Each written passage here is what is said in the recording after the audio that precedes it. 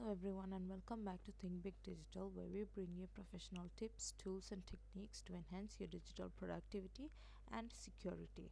In today's video, we're gonna learn how to use texture in Canva. So without any further ado, let's dive right into the video.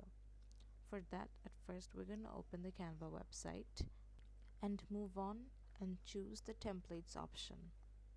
Here we can find various sort of templates and pictures for using a reference image. I am choosing this random picture and use this design. We're gonna choose the whiteboard option,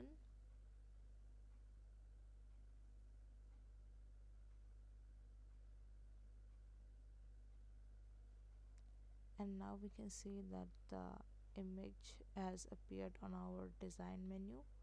Now we're gonna move on to the elements option and search up texture.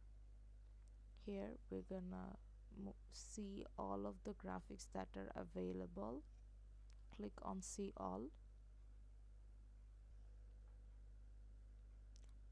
and now I'm gonna select random textured images and add it to my design according to the size. So that's how you add texture to your design in Canva.